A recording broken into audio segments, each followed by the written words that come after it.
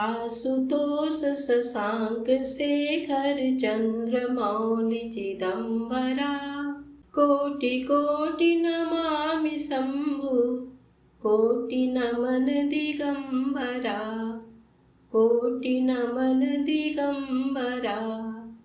ओम नमः शिवाय। प्रिय भक्तजनों, आप सभी का हार्दिक स्वागत है आपके अपने YouTube चैनल हिंदी कथा कहानी पर। आप सभी पर भगवान शिव माता गौरी की कृपा सदैव बनी रहे, इसी मंगल कामना के साथ आइए सुनते हैं आज की शिव महापुराण की कथा। आज की कथा में आप सुनेंगे लिंग पूजन का महत्व, प्रणव एवं पंचाक्षर मंत्र की महत्ता। तो आइए बड़े ही श्रद्धा भाव से भगवान शिव, माता गौरी, गणपति भगवान के चरणों में ध्यान करते हुए इस कथा को श्रवण करते हैं। नंदिकेश्वर कहते हैं ब्रह्मा और विष्णु भगवान शिव को प्रणाम कर चुपचाप उनके दाएं बाएं भाग में खड़े हो गए। उन्होंने पूजनीय महादेव जी को श्रेष्ठ आसन पर बैठाकर पवित्र वस्तुओं से उनका पूजन किया। इससे प्रसन्न होकर भगवान शिव ने दोनों देवताओं से मुस्कुरा कर कहा, पुत्र, आज तुम्हारे द्वारा की गई पूजा से मैं बहुत प्रसन्न हूँ। इसी कारण ये दिन परम पवित्र और महान होगा। ये तिथि शिवरात्रि के नाम से प्रसिद्ध होगी और मुझे परम प्रिय होगी। इस दिन जो भी मनुष्य मेरे लिंग अर्थात निराकार रूप की या मेरी मूर्ति अर्थात साकार रूप की दिन रात निराहार रहकर अपनी शक्ति के अनुसार निश्चल भाव से यथोचित पूजा करेगा, वह मेरा परम प्रिय भक्त होगा। पूरे वर्ष भर निरंतर मेरी पूजा करने पर जो फल मिलता है, वह फल शिवरात्रि को मेरा पूजन करके मनुष्य तत्काल प्राप्त कर लेता है। जैसे पूर्ण चंद्रमा का उदय समुद्र की वृद्धि का अवसर है, उसी प्रकार शिवरात्रि की तिथि मेरे धर्म की वृद्धि का समय है। इस तिथि को मेरी स्थापना का मंगलमय उत्सव होना चाहिए। मैं मार्गशीर्ष मास में आर्द्रा नक्षत्र से युक्त पूर्णमासी या प्रतिपदा को ज्योतिर्मय स्तंभ के रूप में प्रकट हुआ था। इस दिन जो भी मनुष्य पार्वती सहित मेरा दर्शन करता है अथवा मेरी मूर्ति या लिंग की झांकी निकालता है, वह मेरे लिए कार्तिकेय से भी अधिक प्रिय है। इस शुभ दिन मेरे दर्शन मात्र से पूरा फल प्राप्त होता है। यदि दर्शन के साथ मेरा पूजन भी किया जाए तो इतना अधिक फल प्राप्त होता है कि वाणी द्वारा उसका वर्णन नहीं किया जा सकता। लिंग रूप में प्रकट होकर मैं बहुत बड़ा हो गया था, अतः लिंग के कारण ये भूतल लिंग स्थान के नाम से प्रसिद्ध हुआ। जगत के लोग इसका दर्शन और पूजन कर सकें, इसके लिए ये अनादि और अनंत ज्योति स्तंभ अथवा ज्योतिर्मय लिंग अत्यंत छोटा हो जाएगा।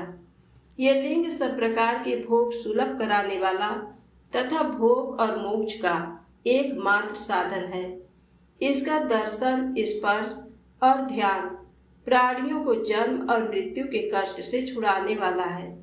शिवलिंग के यहाँ प्रकट होने के कारण ये स्थान अरुणाचल नाम से प्रसिद्ध होगा तथा यहाँ बड़े बड़े तीर्थ प्रकट होंगे।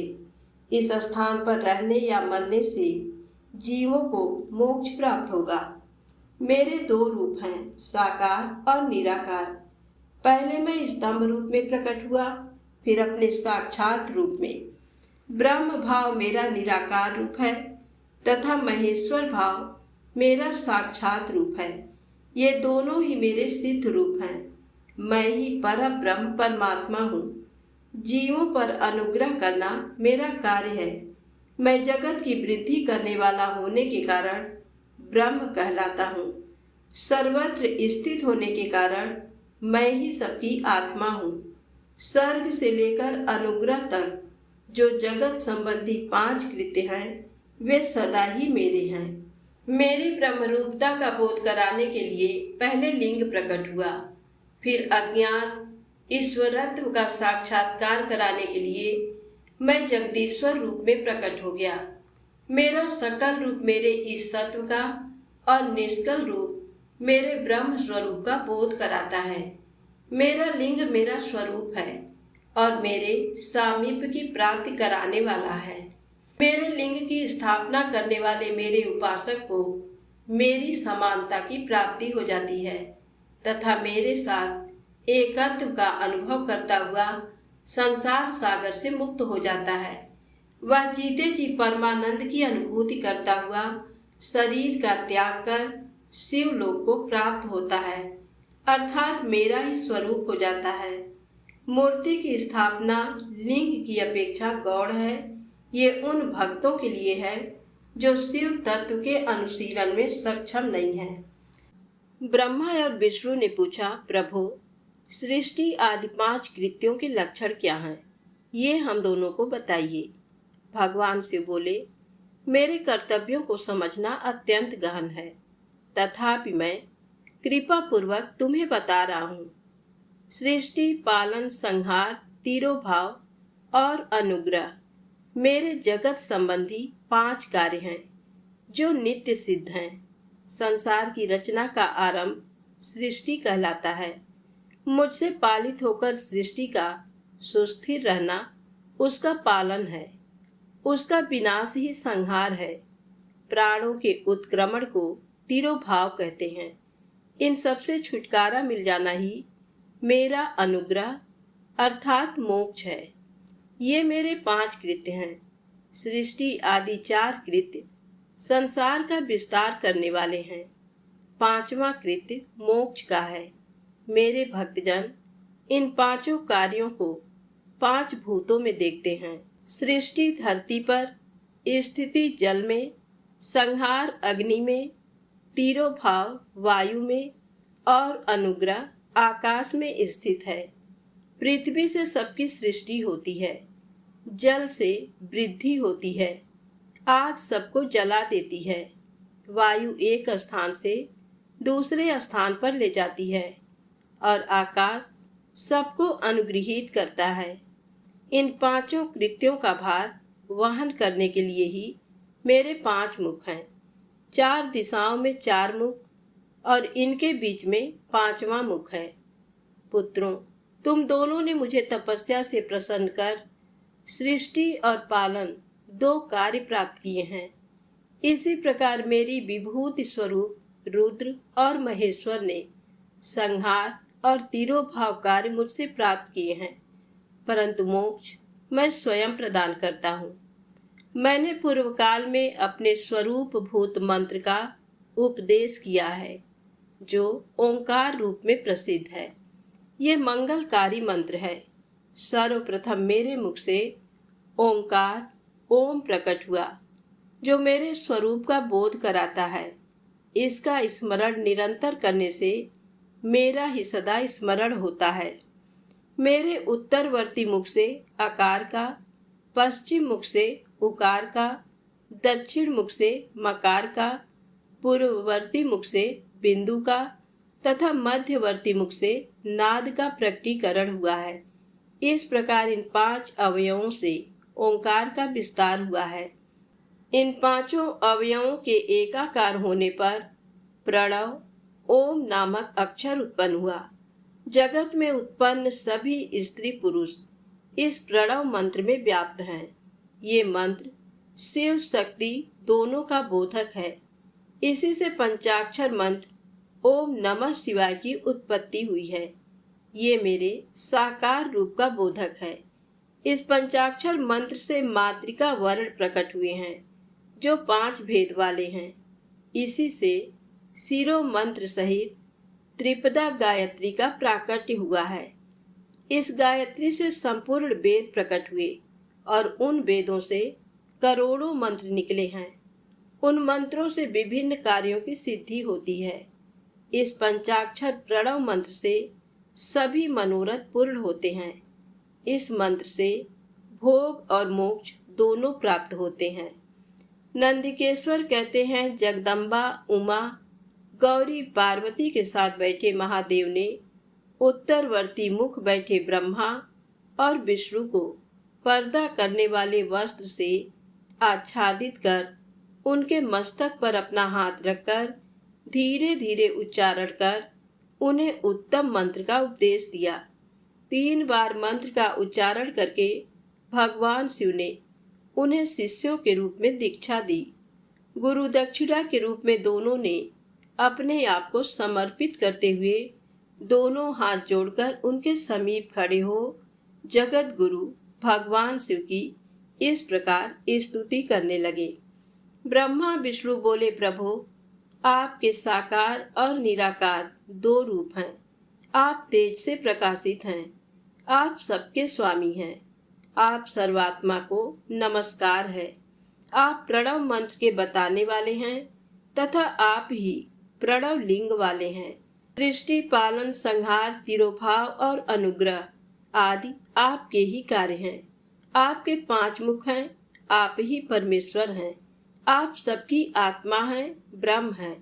आपके गुण और शक्तियां अनंत हैं। हम आपको नमस्कार करते हैं। इन पंक्तियों से स्तुति करते हुए गुरु महेश्वर को प्रसन्न कर ब्रह्मा और विष्णु ने उनके चरणों में प्रणाम किया। महेश्वर बोले, आर्द्रा नक्षत्र में चतुर्दशी को यदि इस प्रणव मंत्र का जप किया जाए तो ये अक्षय फल देने वाला है। सूर्य की संक्रांति में महा आर्द्रा नक्षत्र में एक बार किया प्रणव जप करोड़ों गुना जप का फल देता है। मृगशिरा नक्षत्र का अंतिम भाग तथा पुनर्वसु का शुरू का भाग पूजा, होम और तर्पण के लिए सदा आर्द्रा के समान ही है। मेरे लिंग का दर्शन प्रातः काल अर्थात मध्याह्न से पूर्व काल में करना चाहिए। मेरे दर्शन पूजन के लिए चतुर्दशी तिथि उत्तम है। पूजा करने वालों के लिए मेरी मूर्ति और लिंग दोनों समान है। फिर भी मूर्ति की अपेक्षा लिंग का स्थान ऊंचा है, इसलिए मनुष्यों को शिवलिंग का ही पूजन करना चाहिए। लिंग का ओम मंत्र से और मूर्ति का पंचाक्षर मंत्र से पूजन करना चाहिए। शिवलिंग की स्वयं स्थापना करके या दूसरों से स्थापना करवाकर उत्तम द्रव्यों से पूजा करने से मेरा पद सुलभ होता है। इस प्रकार दोनों शिष्यों को उपदेश देकर भगवान शिव अंतर ध्यान हो गए।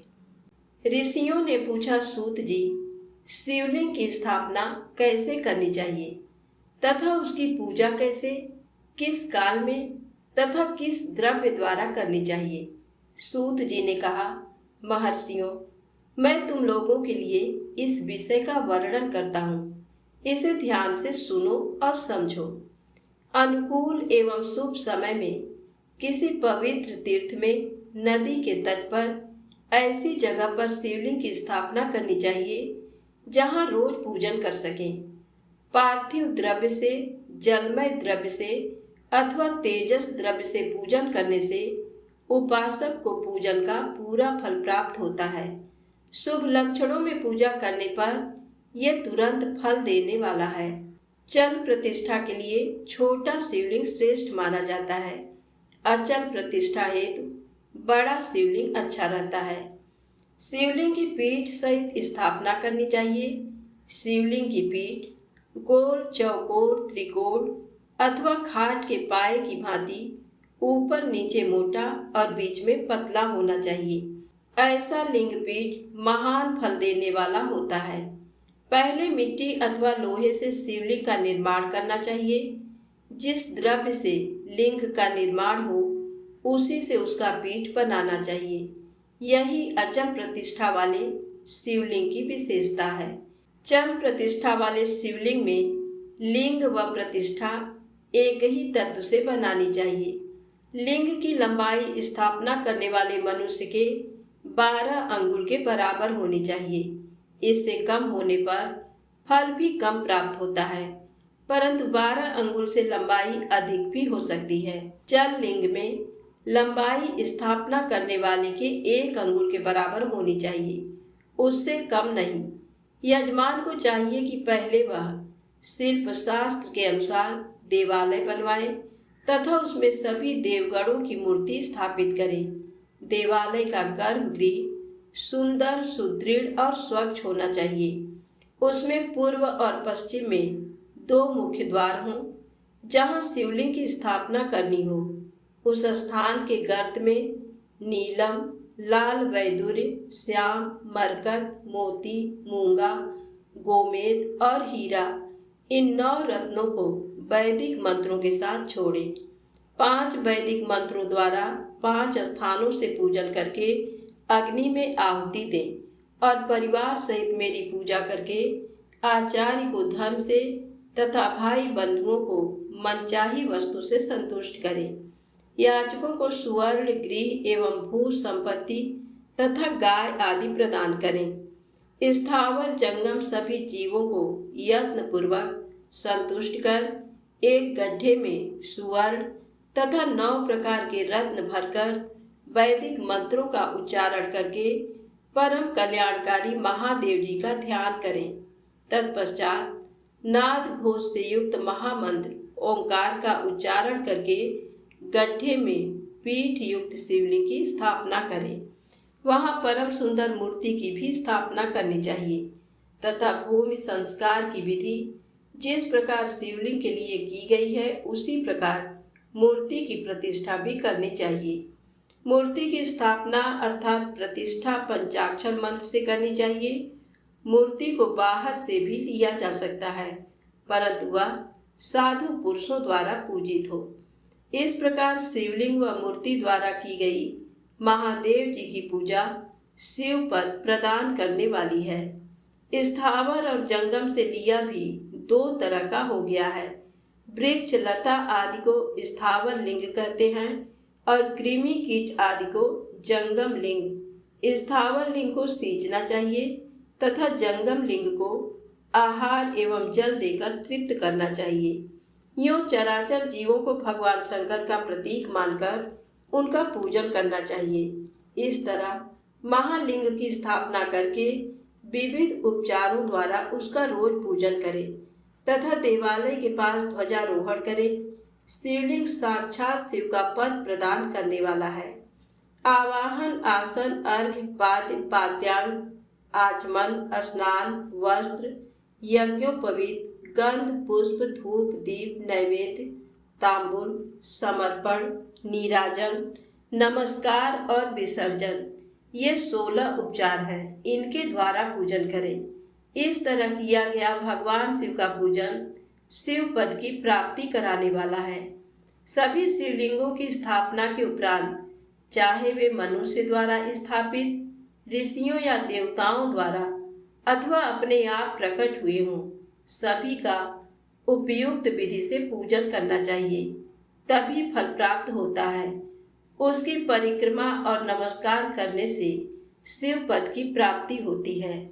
शिवलिंग का नियम पूर्वक दर्शन भी कल्याणकारी होता है। मिट्टी, आटा, गाय के गोबर, फूल, कनेर, पुष्प, फल, गुड़, मक्खन, भस्म अथवा अन्न से शिवलिंग बनाकर प्रतिदिन पूजन करें तथा प्रतिदिन 10,000 प्रणव मंत्रों का जाप करें अथवा दोनों संध्याओं के समय 1 सहस्त्र प्रणव मंत्रों का जाप करें। इससे भी शिव पद की प्राप्ति होती है। जप काल में प्रणव मंत्र का उच्चारण मन की शुद्धि करता है। नाद और बिंदु से युक्त ओंकार को कुछ विद्वान समान प्रणव कहते हैं। प्रतिदिन 10,000 पंचाक्षर मंत्र का जाप अथवा दोनों संध्याओं को 1 सहस्त्र मंत्र का जाप शिव पद की प्राप्ति कराने वाला है। सभी ब्राह्मणों के लिए प्रणव से युक्त पंचाक्षर मंत्र अति फलदायक है। कलश से किया स्नान, मंत्र की दीक्षा, मातृकाओं का न्यास, सत्य से पवित्र अंतःकरण, ब्राह्मण तथा ज्ञानी गुरु सभी को उत्तम माना गया है। पंचाक्षर मंत्र का 5 करोड़ जाप करने से मनुष्य भगवान शिव के समान हो जाता है। 1, 2, 3 अथवा 4 करोड़ जाप करके मनुष्य क्रमशः ब्रह्मा, विष्णु, रुद्र तथा महेश्वर का पद प्राप्त कर लेता है। यदि 1000 दिनों तक प्रतिदिन 1 सहस्त्र जाप पंचाक्षर मंत्रों का किया जाए और प्रतिदिन ब्राह्मण को भोजन कराया जाए तो इससे अभीष्ट कार्य की सिद्धि होती है। ब्राह्मण को प्रतिदिन प्रातःकाल 1008 बार गायत्री मंत्र का जाप करना चाहिए। क्योंकि गायत्री मंत्र शिव पद की प्राप्ति कराता है। वेद मंत्रों और वैदिक सूक्तियों का भी नियम से जाप करें। अन्य मंत्रों में जितने अक्षर हैं उनके उतने लाख जाप करें। इस प्रकार यथाशक्ति जाप करने वाला मनुष्य मोक्ष प्राप्त करता है। अपनी पसंद से कोई एक मंत्र अपनाकर प्रतिदिन उसका जाप करें अथवा ओम का नित्य 1 सहस्त्र जाप करें। ऐसा करने से संपूर्ण मनोरथों की सिद्धि होती है। जो मनुष्य भगवान शिव के लिए फुलवाड़ी या बगीचे लगाता है तथा शिव मंदिर में झाड़ने बुहारने का सेवा कार्य करता है, ऐसे शिव भक्त को पुण्य कर्म की प्राप्ति होती है। अंत समय में भगवान शिव से मोक्ष प्रदान करते हैं। काशी में निवास करने से भी योग और मोक्ष की प्राप्ति होती है। इसलिए आमरण भगवान शिव के क्षेत्र में निवास करना चाहिए। उस क्षेत्र में स्थित बावड़ी, तालाब, कुआं और पोखर को शिवलिंग समझकर वहां स्नान, दान और जाप करके मनुष्य भगवान शिव को प्राप्त कर लेता है। जो मनुष्य शिव के क्षेत्र में अपने किसी मृत संबंधी का दाह दशा, मासिक श्राद्ध अथवा वार्षिक श्राद्ध करता है अथवा अपने पितरों को पिंड देता है, वह तत्काल सभी पापों से मुक्त हो जाता है और अंत में शिव पद प्राप्त करता है। लोक में अपने वर्ण के अनुसार आचरण करने व सदाचार का पालन करने से शिव पद की प्राप्ति होती है। निष्काम भाव से किया गया कार्य अभीष्ट फल देने वाला एवं शिव पद प्रदान करने वाला होता है। दिन के प्रातः, मध्याह्न और सायं 3 विभाग होते हैं। इनमें सभी को एक एक प्रकार के कर्म का प्रतिपादन करना चाहिए। प्रातःकाल रोजाना दैनिक शास्त्र कर्म, मध्याह्न सकाम कर्म तथा सायंकाल शांति कर्म के लिए पूजन करना चाहिए। इसी प्रकार रात्रि में 4 प्रहर होते हैं। उनमें से बीच के 2 प्रहर निशीथ काल कहलाते हैं। इसी काल में पूजा करनी चाहिए क्योंकि ये पूजा अभीष्ट फल देने वाली है। कलयुग में कर्म द्वारा ही फल की सिद्धि होगी। इस प्रकार विधि पूर्वक और समयानुसार भगवान शिव का पूजन करने वाले मनुष्य को अपने कर्मों का पूरा फल मिलता है। ऋषियों ने कहा, सूत जी, ऐसे पुण्य क्षेत्र कौन कौन से हैं जिनका आश्रय लेकर सभी स्त्री पुरुष शिव पद को प्राप्त कर लें? कृपया कर हमें बताइए। सूत जी बोले, हे विद्वान और बुद्धिमान महर्षियों, मैं मोक्ष देने वाले शिव क्षेत्रों का वर्णन कर रहा हूँ। पर्वत, वन और काननों सहित इस पृथ्वी का विस्तार 50 करोड़ योजन है। भगवान शिव की इच्छा से पृथ्वी ने सभी को धारण किया है। भगवान शिव ने भूतल पर विभिन्न स्थानों पर वहाँ के प्राणियों को मोक्ष देने के लिए शिव क्षेत्र का निर्माण किया है। कुछ क्षेत्रों को देवताओं और ऋषियों ने अपना निवास स्थान बनाया है, इसलिए उसमें तीर्थत्व प्रकट हो गया है। बहुत से तीर्थ ऐसे हैं जो स्वयं प्रकट हुए हैं। तीर्थ क्षेत्र में जाने पर मनुष्य को सदा स्नान, दान और जप करना चाहिए, अन्यथा मनुष्य रोग, गरीबी तथा मूर्खता आदि दोषों का भागी हो जाता है। जो मनुष्य अपने देश में मृत्यु को प्राप्त होता है वह इस पुण्य के फल से दोबारा मनुष्य योनि प्राप्त करता है, परंतु पापी मनुष्य दुर्गति को ही प्राप्त करता है। हे ब्राह्मणों, पुण्य क्षेत्र में किया गया पाप कर्म अधिक दृढ़ हो जाता है, अतः पुण्य क्षेत्र में निवास करते समय पाप कर्म करने से बचना चाहिए। सिंधु और सतलज नदी के तट पर बहुत से पुण्य क्षेत्र हैं। सरस्वती नदी परम पवित्र और 60 मुख वाली है, अर्थात उसकी 60 धाराएं हैं। इन धाराओं के तट पर निवास करने से परम पद की प्राप्ति होती है। हिमालय से निकली हुई पुण्य सलीला गंगा 100 मुख वाली नदी है। इसके तट पर काशी, प्रयाग आदि पुण्य क्षेत्र हैं। मकर राशि में सूर्य होने पर गंगा की तटभूमि अधिक प्रशस्त एवं पुण्यदायक हो जाती है। सोनभद्र नदी की 10 धाराएं हैं। बृहस्पति के मकर राशि में आने पर ये अत्यंत पवित्र तथा अभीष्ट फल देने वाली है। इस समय यहाँ स्नान और उपवास करने से विनायक पद की प्राप्ति होती है। पूरे सलीला महानदी नर्मदा के 24 मुख हैं। इसमें स्नान करके तट पर निवास करने से मनुष्य को वैष्णव पद की प्राप्ति होती है। तमसा के 12 तथा रेवा के 10 मुख हैं। परम पुण्यमयी गोदावरी के 21 मुख हैं। ये ब्रह्म हत्या तथा गोवध पाप का नाश करने वाली एवं रुद्र लोक देने वाली है। कृष्णवेणी नदी समस्त पापों का नाश करने वाली है। इसके 18 मुख हैं तथा ये विष्णु लोक प्रदान करने वाली है। तुंगभद्रा 10 मुखी हैं एवं ब्रह्मलोक देने वाली है। सुवर्णमुखरी के 9 मुख हैं। ब्रह्मलोक से लौटे जीव इसी नदी के तट पर जन्म लेते हैं। सरस्वती नदी, पंपा सरोवर, कन्याकुमारी, अंतरीप तथा शुभ कारक श्वेत नदी सभी पुण्य क्षेत्र हैं। इनके तट पर निवास करने से इंद्रलोक की प्राप्ति होती है। महानदी कावेरी परम पुण्यमयी है। इसके 27 मुख हैं। ये संपूर्ण अभिष्ट वस्तुओं को देने वाली हैं। इसके तट ब्रह्मा विष्णु का पद देने वाले हैं। कावेरी के जो तट शैव क्षेत्र के अंतर्गत हैं वे अभिष्ट फल तथा शिवलोक प्रदान करने वाले हैं। नैमिषारण्य तथा बद्रिकाश्रम में सूर्य और बृहस्पति के मेष राशि में आने पर स्नान और पूजन करने से ब्रह्मलोक की प्राप्ति होती है। सिंह और कर्क राशि में सूर्य की संक्रांति होने पर सिंधु नदी में किया स्नान तथा केदार तीर्थ के जल का पान एवं स्नान ज्ञानदायक माना जाता है। बृहस्पति के सिंह राशि में स्थित होने पर भाद्र मास में गोदावरी के जल में स्नान करने से शिवलोक की प्राप्ति होती है।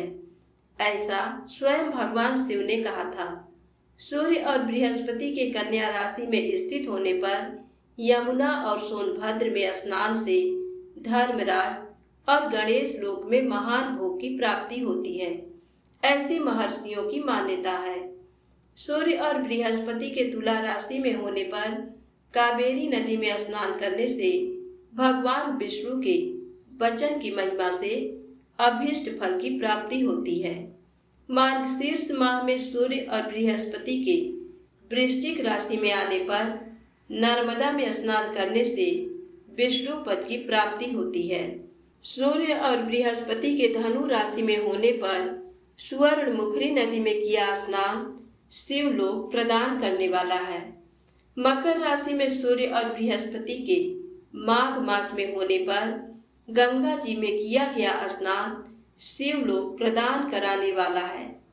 शिवलोक के पश्चात ब्रह्मा और विष्णु के स्थानों में सुख भोग कर अंत में मनुष्य को ज्ञान की प्राप्ति होती है। माघ मास में सूर्य के कुंभ राशि में होने पर फाल्गुन मास में गंगा तट पर किया श्राद्ध, पिंडदान अथवा तिलोदक दान पिता और नाना दोनों कुलों के पितरों की अनेकों पीढ़ियों का उद्धार करने वाला है। गंगा व कावेरी नदी का आश्रय लेकर तीर्थवास करने से पाप का नाश हो जाता है। ताम्रपर्णी और वेगवती नदियां ब्रह्मलोक की प्राप्ति रूप फल देने वाली हैं। इनके तट पर स्वर्गदायक क्षेत्र हैं। इन नदियों के मध्य में बहुत से पुण्य क्षेत्र हैं। यहाँ निवास करने वाला मनुष्य अभीष्ट फल का भागी होता है। सदाचार, उत्तम वृत्ति तथा सद्भावना के साथ मन में दया भाव रखते हुए विद्वान पुरुष को तीर्थ में निवास करना चाहिए, अन्यथा उसे फल नहीं मिलता।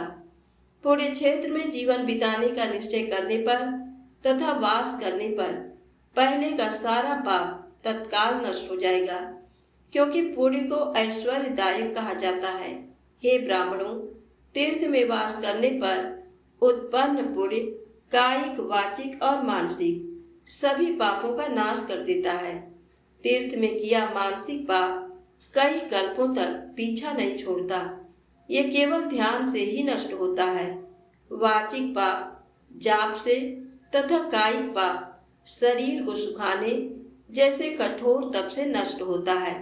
अतः सुख चाहने वाले पुरुष को देवताओं की पूजा करते हुए और ब्राह्मणों को दान देते हुए पाप से बचकर ही तीर्थ में निवास करना चाहिए। ऋषियों ने कहा, हे सूत जी, आप हमें वह सदाचार सुनाइए जिससे विद्वान पुरुष पूरे लोकों पर विजय पाता है। स्वर्ग प्रदान करने वाले धर्ममय तथा नरक का कष्ट देने वाले अधर्ममय आचारों का वर्णन कीजिए। सूत जी बोले, सदाचार का पालन करने वाला मनुष्य ही ब्राह्मण कहलाने का अधिकारी है। वेदों के अनुसार आचार का पालन करने वाले एवं वेद के अभ्यासी ब्राह्मण को विप्र कहते हैं। सदाचार, वेदाचार तथा विद्या गुणों से युक्त होने पर उसे द्विज कहते हैं। वेदों का कम आचार तथा कम अध्ययन करने वाले एवं राजा के पुरोहित अथवा सेवक ब्राह्मण को क्षत्रिय ब्राह्मण कहते हैं।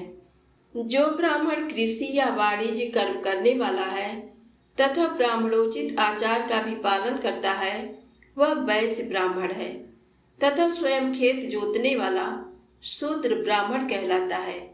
जो दूसरों के दोष देखने वाला तथा परद्रोही है, उसे चांडाल द्विज कहते हैं। क्षत्रियों में जो पृथ्वी का पालन करता है वह राजा है तथा अन्य मनुष्य राजत्वहीन क्षत्रिय माने जाते हैं। जो धान्य आदि वस्तुओं का क्रय विक्रय करता है वह वैश्य कहलाता है। दूसरों को वणिक कहते हैं। जो ब्राह्मणों, क्षत्रियों और वैश्यों की सेवा में लगा रहता है शूद्र कहलाता है। जो शूद्र हल जोतता है उसे वृषल समझना चाहिए। इन सभी वर्गों के मनुष्यों को चाहिए कि वे ब्रह्म मुहूर्त में उठकर पूर्व की ओर मुख करके देवताओं का, धर्म का, अर्थ का, उसकी प्राप्ति के लिए उठाए जाने वाले क्लेशों का तथा आय और व्यय का चिंतन करें। रात के अंतिम प्रहर के मध्य भाग में मनुष्य को उठकर मल मूत्र त्याग करना चाहिए। घर से बाहर शरीर को ढककर जाकर उत्तराभिमुख होकर मल मूत्र का त्याग करें।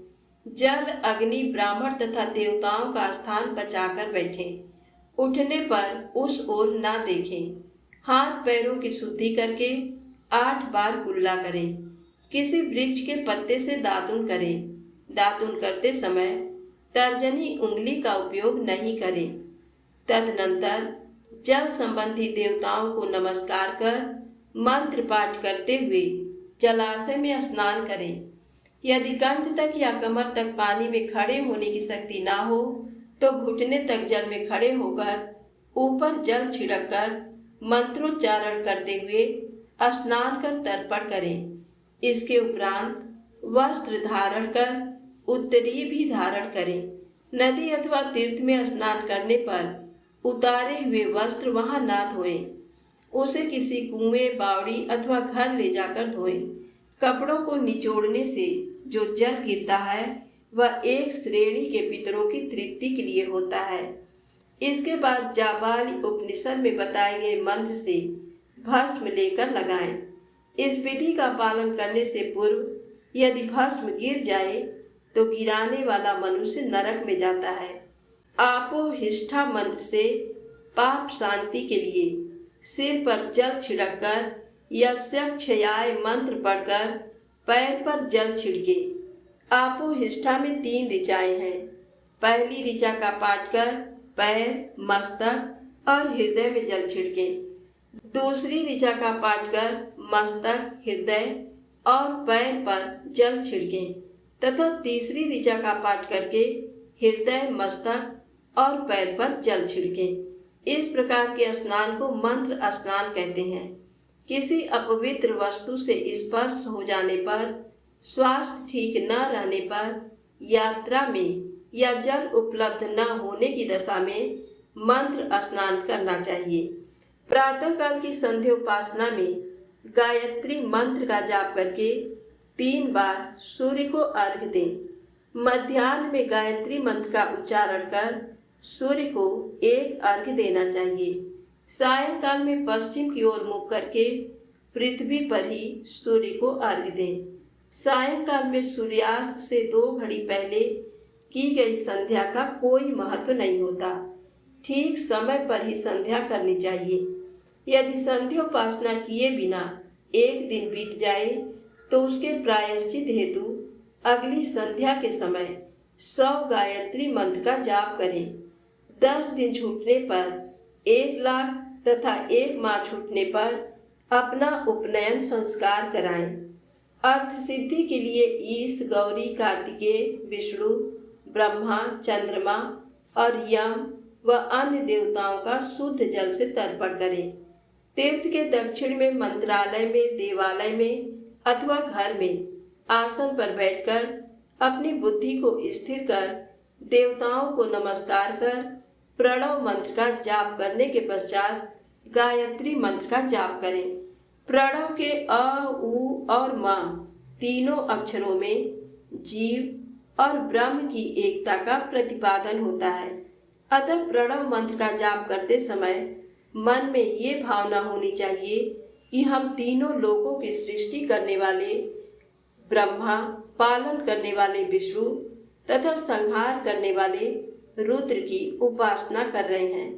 ये ब्रह्म स्वरूप ओंकार हमारी कर्मेंद्रियों, ज्ञानेंद्रियों, मन की वृत्तियों तथा बुद्धि वृत्तियों को सदा भोग और मोक्ष प्रदान करने वाले धर्म एवं ज्ञान की ओर प्रेरित करे। जो मनुष्य प्रणव मंत्र के अर्थ का चिंतन करते हुए इसका जाप करते हैं वे निश्चय ही ब्रह्म को प्राप्त करते हैं तथा जो मनुष्य बिना अर्थ जाने प्रणव मंत्र का जाप करते हैं उनको ब्राह्मणत्व की पूर्ति होती है। इस हेतु श्रेष्ठ ब्राह्मण को प्रतिदिन प्रातःकाल 1000 गायत्री मंत्र का जाप करना चाहिए। मध्याह्न में 100 बार तथा सायं 28 बार जाप करें। अन्य वर्णों के मनुष्यों को सामर्थ्य के अनुसार जाप करना चाहिए। हमारे शरीर के भीतर मूलाधार, स्वाधिष्ठान, मणिपुर, अनाहत, आज्ञा और सहस्रार नामक 6 चक्र हैं। इन चक्रों में क्रमशः विद्येश्वर, ब्रह्मा, विष्णु, ईश, जीवात्मा और परमेश्वर स्थित हैं। सद्भावना पूर्वक श्वास के साथ सो हम का जाप करें। 1000 बार किया गया जाप ब्रह्मलोक प्रदान करने वाला है। 100 बार किए गए जाप से इंद्र पद की प्राप्ति होती है। आत्मरक्षा के लिए जो मनुष्य अल्प मात्रा में इसका जप करता है वह ब्राह्मण कुल में जन्म लेता है। 12 लाख गायत्री का जाप करने वाला मनुष्य ब्राह्मण कहा जाता है। जिस ब्राह्मण ने 1 लाख गायत्री का भी जप न किया हो उसे वैदिक कार्यों में न लगाएं। यदि एक दिन उल्लंघन हो जाए तो अगले दिन उसके बदले में उतने अधिक मंत्रों का जाप करना चाहिए। ऐसा करने से दोषों की शांति होती है। धर्म से अर्थ की प्राप्ति होती है। धर्म से भोग सुलभ होता है। भोग से वैराग्य की संभावना होती है। धर्म पूर्वक उपार्जित धन से भोग प्राप्त होता है। उससे भोगों के प्रति आसक्ति उत्पन्न होती है। मनुष्य धर्म से धन पाता है एवं तपस्याओं से दिव्य रूप प्राप्त करता है। कामनाओं का त्याग करने से अंतःकरण की शुद्धि होती है और उस शुद्धि से ज्ञान का उदय होता है। सतयुग में तप को तथा कलयुग में दान को धर्म का अच्छा साधन माना गया है। सतयुग में ध्यान से, त्रेता में तपस्या से और द्वापर में यज्ञ करने से ज्ञान की सिद्धि होती है, परंतु कलयुग में प्रतिमा की पूजा से ज्ञान लाभ होता है। अधर्म हिंसात्मक और दुख देने वाला है। धर्म से सुख व अभ्युदय की प्राप्ति होती है। दुराचार से दुख तथा सदाचार से सुख मिलता है। अतः भोग और मोक्ष की सिद्धि के लिए धर्म का उपार्जन करना चाहिए। किसी ब्राह्मण को 100 वर्ष के जीवन निर्वाह की सामग्री देने पर ही ब्रह्मलोक की प्राप्ति होती है। 1 सहस्र चांद्रायण व्रत का अनुष्ठान ब्रह्मलोकदायक माना जाता है। दान देने वाला पुरुष जिस देवता को सामने रखकर दान करता है, अर्थात जिस देवता को वह दान द्वारा प्रसन्न करना चाहता है, उसी देवता का लोक उसे प्राप्त होता है। धनहीन पुरुष तपस्या कर अक्षय सुख को प्राप्त कर सकते हैं। ब्राह्मण को दान ग्रहण कर तथा यज्ञ करके धन का अर्जन करना चाहिए। क्षत्रिय बाहुबल से तथा वैश्य कृषि एवं गो रक्षा से धन का उपार्जन करें। इस प्रकार न्याय से उपार्जित धन को दान करने से दाता को ज्ञान की सिद्धि प्राप्त होती है एवं ज्ञान से ही मोक्ष की प्राप्ति सुलभ होती है। गृहस्थ मनुष्य को धन धान्य आदि सभी वस्तुओं का दान करना चाहिए। जिसके अन्न को खाकर मनुष्य कथा श्रवण तथा सत्कर्म का पालन करता है तो उसका आधा फल दाता को मिलता है। दान लेने वाले मनुष्य को दान में प्राप्त वस्तु का दान तथा तपस्या द्वारा पाप की शुद्धि करनी चाहिए। उसे अपने धन के 3 भाग करने चाहिए, एक धर्म के लिए, दूसरा वृद्धि के लिए एवं तीसरा उपभोग के लिए। धर्म के लिए रखे धन से नित्य नैमित्तिक और इच्छित कार्य करें। वृद्धि के लिए रखे धन से ऐसा व्यापार करें जिससे धन की प्राप्ति हो तथा उपभोग के धन से पवित्र भोग भोगें। खेती से प्राप्त धन का 10वां भाग दान कर दें, इससे पाप की शुद्धि होती है। वृद्धि के लिए किए गए व्यापार से प्राप्त धन का 6वां भाग दान देना चाहिए। विद्वान को चाहिए कि वह दूसरों के दोषों का बखान न करे। ब्राह्मण भी दोषवश दूसरों के सुने या देखे हुए छिद्र को कभी प्रकट न करें। विद्वान पुरुष ऐसी बात न कहे जो समस्त प्राणियों के हृदय में रोष पैदा करने वाली हो। दोनों संध्याओं के समय अग्नि को विधि पूर्वक दी हुई आहुति से संतुष्ट करें। चावल धान्य घी फल कंद तथा हविष्य के द्वारा स्थाली पाक बनाएं तथा यथोचित रीति से सूर्य और अग्नि को अर्पित करें। यदि दोनों समय अग्निहोत्र करने में असमर्थ हो तो संध्या के समय जाप और सूर्य की वंदना कर लें। आत्मज्ञान की इच्छा रखने वाले तथा धनी पुरुषों को इसी प्रकार उपासना करनी चाहिए। जो मनुष्य सदा ब्रह्म यज्ञ करते हैं, देवताओं की पूजा, अग्नि पूजा और गुरु पूजा प्रतिदिन करते हैं तथा ब्राह्मणों को भोजन तथा दक्षिणा देते हैं, वे स्वर्ग लोक के भागी होते हैं। आज की कथा यहीं समाप्त होती है। कल की कथा में आप सुनेंगे अग्नि यज्ञ, देव यज्ञ और ब्रह्म यज्ञ का वर्णन। तो प्रेम से बोलें शंकर भगवान, गौरी माता की जय हो।